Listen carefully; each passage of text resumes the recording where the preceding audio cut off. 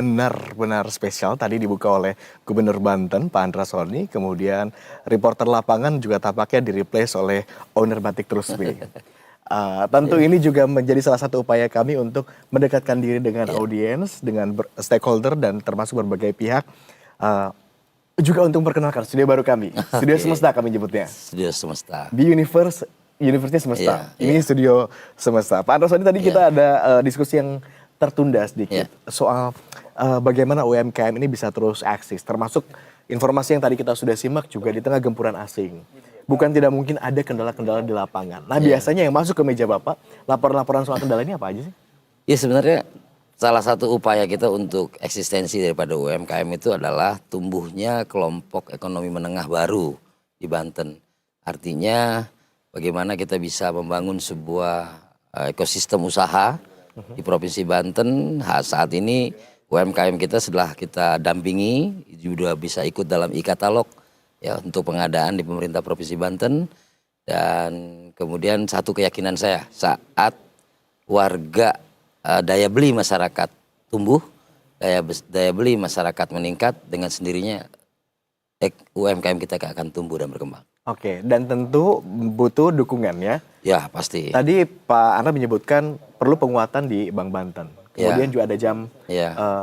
Mungkin bisa ini dari sisi Banten ya. Tapi kan tadi saya sampaikan bahwa program dari kementerian, kemudian program dari pemerintah pusat yang tadi disampaikan di awal, Bank Himbara juga kan setelah memberikan support kepada UMKM ya. Bahkan informasi yang saya dapat adalah pinjaman sampai dengan 100 juta itu tidak diperlukan jaminan atau kolateral. Tapi ini perlu kita pastikan karena prakteknya di bawah masih ada gitu, masih sulit. Ada aja temuan-temuan dan Pak Andra termasuk salah satu yang concern terhadap ini ya. Betul. Bagaimana kemudian memastikan bahwa mekanisme program-program tersebut berjalan dengan baik tanpa ada katakanlah samping kanan kiri dan sebagainya gitu ya. Jangan sampai ada. Supaya fraudnya tidak terjadi. Sisi lain yang perlu kita perhatikan saat ini selain gempuran asing adalah digitalisasi. Yang tampaknya Pak Andra Soni ini udah nggak bisa kita bendung lagi. However kita sudah mesti kayak shifting dari konvensional ke digitalisasi. Mungkin bisa dielaborasi oleh Pak Soni. Bagaimana pemerintah? Saya sepakat itu karena bicara tentang digitalisasi ini salah satu adalah kaitan dengan daya saing. Kaitan dengan daya saing dan efisiensi. Kemudian dengan digitalisasi tentu lebih lebar ya, lebih akses kepada para pengusaha ini juga bisa lebih maksimal.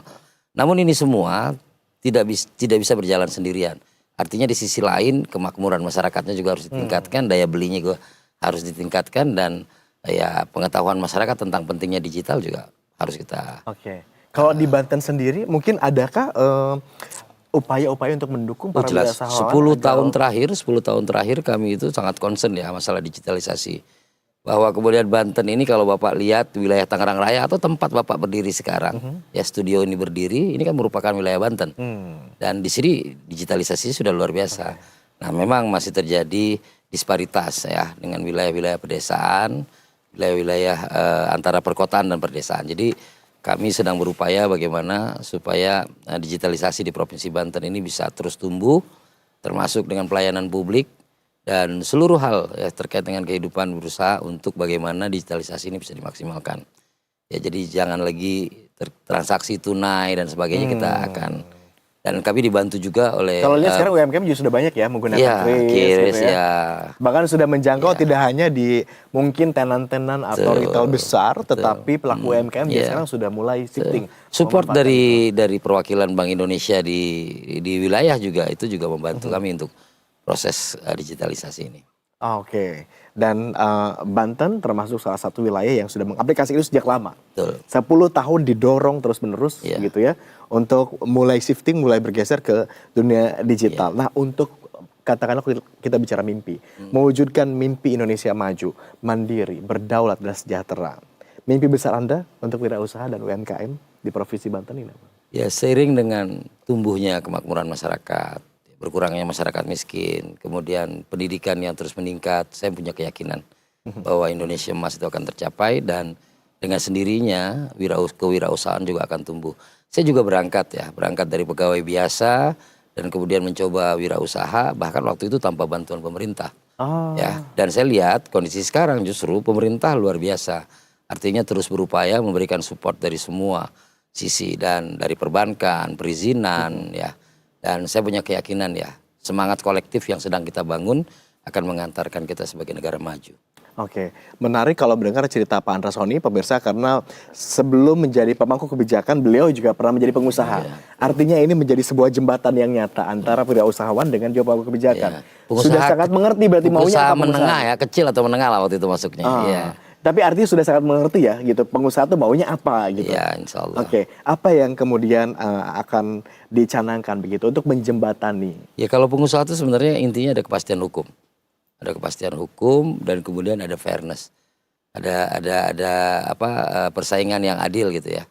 Dan ya membaca itu perlahan-lahan ya. Oke. Saat ini persaingan adil itu sudah tergambarkah?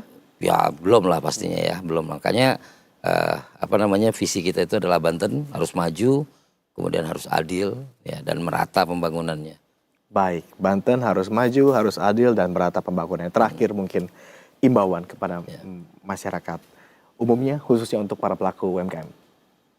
Ya pertama, para pelaku UMKM, mari kita bersinergi bersama dengan pemerintah, dan saya punya keyakinan bahwa wirausahawan ini adalah kalau kita disebutnya semacam pejuang ya, dalam rangka memajukan atau kembangkan perekonomian di Provinsi Banten. Dan kami sangat membutuhkan kemitraan yang baik dengan para usahawan, baik usaha mikro, kecil maupun menengah. Dan tadi saya sepakat apa yang disampaikan oleh Ketua Umum HIPMI, bahwa selama ini kan fokus kita, konsentrasi kita hanya kepada kelompok yang mikro dan kecil. Nah sekarang kita harus bisa berimbang, mulai dari usaha mikro, kecil, dan menengah menjadi perhatian kita bersama. Karena sebelum mereka menjadi besar, mereka berangkatnya dari situ dulu.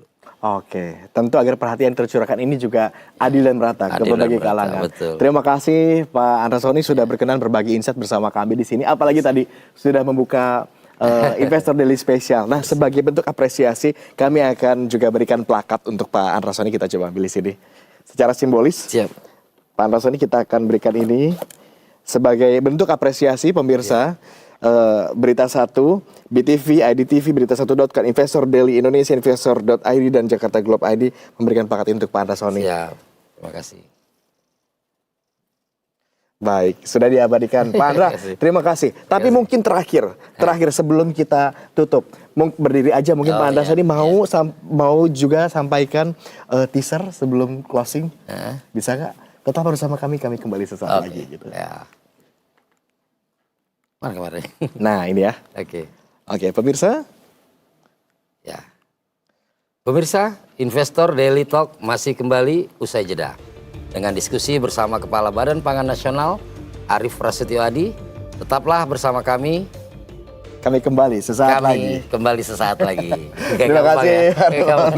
Sehat-sehat terus Pak Andra ya. Terima kasih Mas. Jangan lupa mampir lagi sini nanti kapan-kapan ya. Terima kasih.